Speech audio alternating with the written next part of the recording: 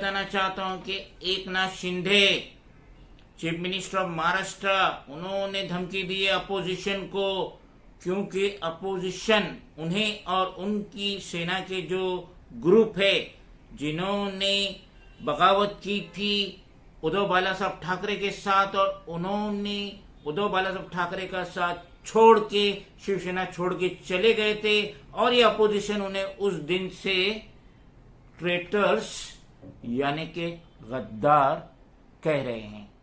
किस्सा कुछ यूं है कि इंडियन एक्सप्रेस का एक आर्टिकल मेरी नजरों से गुजरा जिसमें बताया गया है कि ट्यूसडे के दिन 23 अगस्त 2022 महाराष्ट्र के चीफ मिनिस्टर एकनाथ शिंदे ने कहे कि एक लिमिट होती है, अटैक करने की एक लिमिट होती है अपोजिशन की तरफ से, जिसमें इन्हें और इनके जो 40 एमएलए रेबल एमएलए उन्हें ट्रेटर्स या गद्दार कहा जा रहा है। वो ये भी कह रहे हैं कि एक बर्दाश्त करने की लिमिट होती है, और बाद में एकनाथ शिंदे कह रहे हैं कि मेरे पास रिकॉर्ड है जो मैं जाहिर कर सकता हूं, और इस पे अपोजिशन लीडर अजीत पवार ये कह रहे हैं कि शिंदे का comments are a threat to the opposition.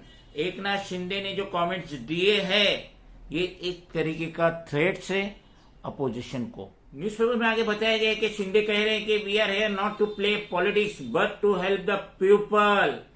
वो ये कह रहे हैं कि हम यहाँ पे पॉलिटिक्स खेलने नहीं आए, बल्कि हम मदद करने आए अवाम की, महाराष्ट्र के अवाम की, महाराष्ट्र के सिटीजन की, फॉर द डेवलपमेंट के पर्पज से।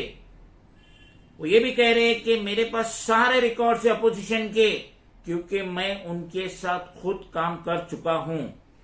आगे वो कह रहे हैं कि मैं नहीं चाहता ये सब में कूदना, मैं नहीं चाहता, और ये भी कह रहे हैं कि एक टॉलरेट की एक हद होती है, टॉलरेट कमेंट्स पास करने की, बर्दाश्त करने की हद होती है। और शिंदे ने ये भी कहा कि ये मेरी थ्रेट नहीं है। ये जो Shinde was replying to the discussion called by opposition under rule 293 on issue concerning agriculture in the state, effect of the recent floods and required relief and aid. वो ये कह रहे हैं कि ये जो डिस्कशन हो रहा था विद अपोजिशन अंडर रूल 293, जैसे कि महाराष्ट्र में जो फ्लड्स आया है और जो इससे मुतासिर हुए उनको रिलीफ करना है, ऐड करना है, उसके लिए ये मीटिंग रखी गई थी। शरद पवार का ये कहना है कि शिंदे ने जो कहे उसका जो वर्ड्स है वो थ्रेट्स है, और आगे कह रहे कि if telling the opposition that you have all records is not a threat. एक तो आप कह रहे कि आपके पास सारे रिकॉर्ड्स है अपोजिशन के, और फिर बाद में आप कहते हैं शिंदे जैसे कि शिंदे ने कहे मेरे पास सारे रिकॉर्ड, इस पे पवार कह रहे हैं, फिर बाद में आप कहते हैं कि ये थ्रेट नहीं है। तो पवार का कहना है देन व्हाट एल्स इज, अगर ये थ्रेट नहीं है तो ये क्या है। न्यूज़पेपर में आगे लिखा है कि शिंदे और उसके ग्रुप के जो एमएलए है were visibly irritated from day one of the monsoon session. Monsoon session जब से चालू हुआ उसके पहले दिन से ही जाहिरी तौर पे शिंदे को और उसके एमएलए को अपोजिशन की तरफ से चिढ़ाया जा रहा था, और अपोजिशन जो स्लोगन दे रहा था 50 खोके एकदम ओके, यानी ₹50 crore and everything is okay. आगे का स्लोगन था टाट वाटी चलो Guwahati, plate in bowl let's head to Guwahati. और उसके बाद कुछ स्लोगन था शिंदे और शिंदे ग्रुप के लिए कि वो गद्दार हैं, ट्रेटर से। The everyday protest and sloganing seem to hurt the rebels which resulted in Shinde's outburst.